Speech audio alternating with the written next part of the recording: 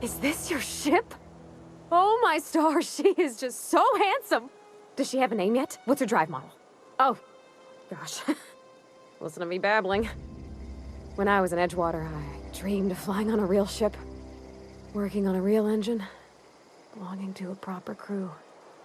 I'm the only decent mechanic Edgewater's got, but every time I think of going back, I get this sinking feeling.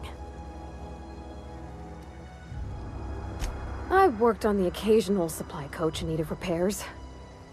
Once I built a little model craft out of spare parts, but Mr. Thompson found out and I had to take it apart.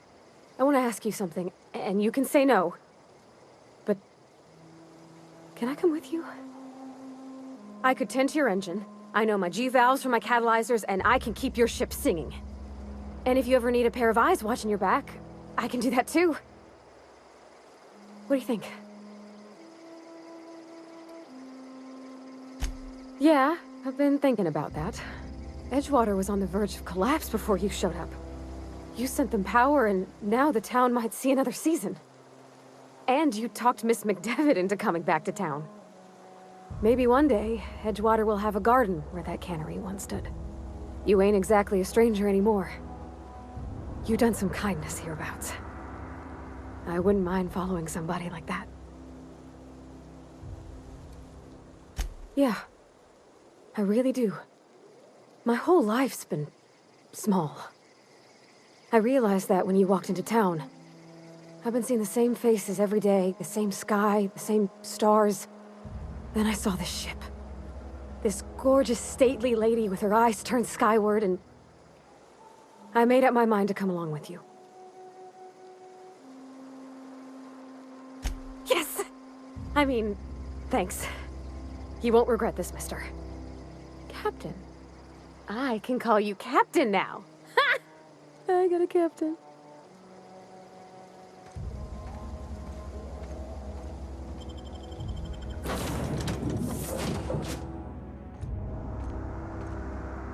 Well, I certainly am looking forward to flying on a ship named the Unreliable. I'll just head upstairs and claim a room.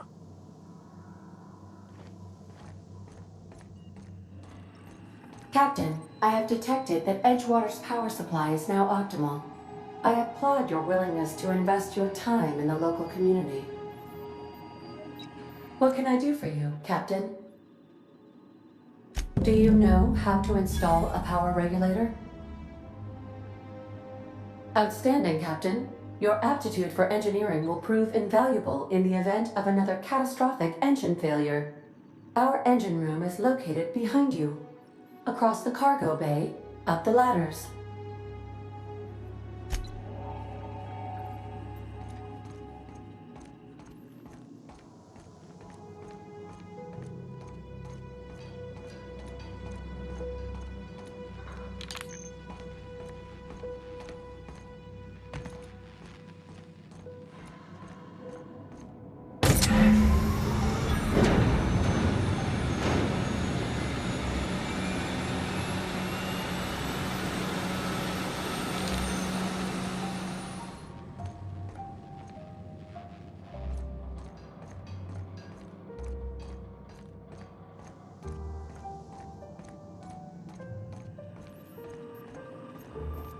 What can I do for you, Captain?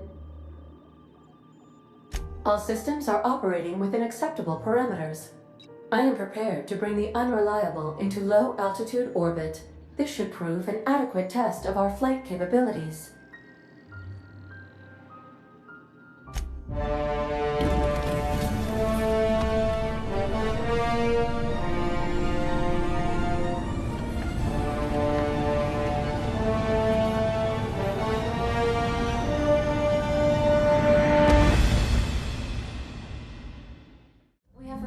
Communication request from Dr. Phineas Wells.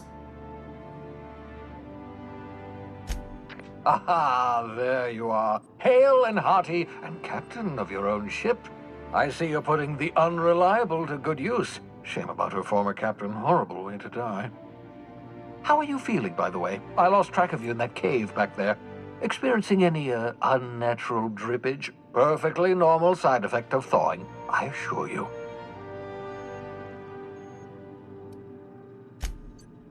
Oh, that, yes, that's probably permanent. I wouldn't worry about it, though. I'm sure you're fine. What you saw in Emerald Vale is happening all across the colony. Food shortages, lack of supplies, and basic necessities. We're dying. The chairman, the minister, and all their lackeys on the board are to blame. The Hope has some of the brightest minds Earth ever sent us. If we can revive the Hope's colonists, they can help us undo the board's mistakes. They can help us set things right. You need to get to Stellar Bay on Monarch. I have contacts there. They'll help help us, find the chemicals to revive your fellow colonists. Gladys Kelly, lovely woman, runs a cozy little black marketing outfit on the Groundbreaker. She can get you a nav key to land on Stellar Bay.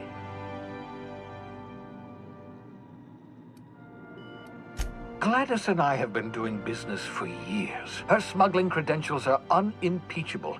If anyone can get you a key to Monarch, it's her.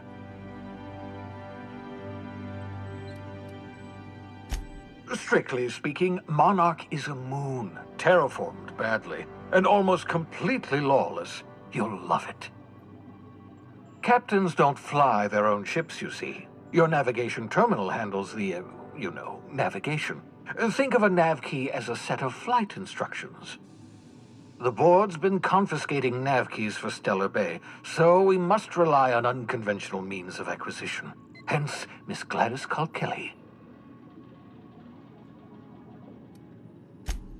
Without a skip drive, good luck. You'll be dead before you make it to the nearest star. Look, I admire your optimism, but the sad truth is you're stuck here. You, me, and the rest of this colony. We're all skating precariously around the edge of oblivion together. None of us are leaving Halcyon alive, so we may as well make it a better place, and we can start by reviving the Hope. Excellent. I'll send her a wireless. Let her know you're coming. By the way, I gave Captain Hawthorne a disguise apparatus of my own design, cutting-edge technology, years ahead of its time. I call it the Holographic Shroud. I'm sure it will prove remarkably useful to you. You'll find it in the captain's quarters. Marvelous device. I'm quite proud of myself. The shroud changes the user's appearance to mimic that of another. It has limits. First-generation technology, you see, but promising. Exciting to see it in use at last.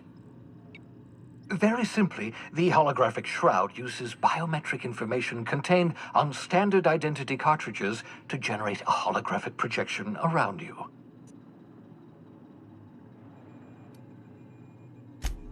Only stands up to a casual scrutiny. Use it too long, bound to flicker, blur, something like that. Movement makes it more likely.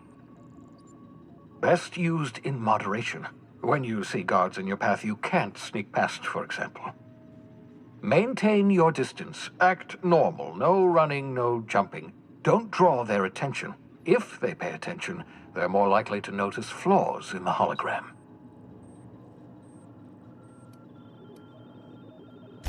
Ha ha ha ha! The beauty is they don't expect it. The shroud is the only one of its kind. We humans have a tendency to overlook the unexpected. Activate the disguise, walk past someone. What do they see? A figure dressed like a fellow employee. Don't act odd. They won't focus on you. Excellent. I'll contact you once you've found a way to get to Stellar Bay. If you have any questions, come see me in my lab. And remember, don't trust the board. They'll try to win you over with promises of wealth and power, but it's a lie. The board's only interested in filling their own pockets. If we don't put a stop to them, they're going to run this colony to the ground. Transmission ended. If you are ready to depart, please select a destination on your navigation terminal.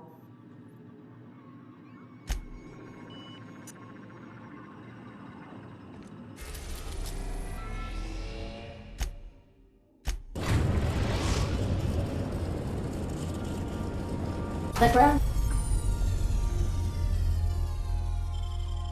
Groundbreaker has approved our request for docking, Captain. You're free to disembark.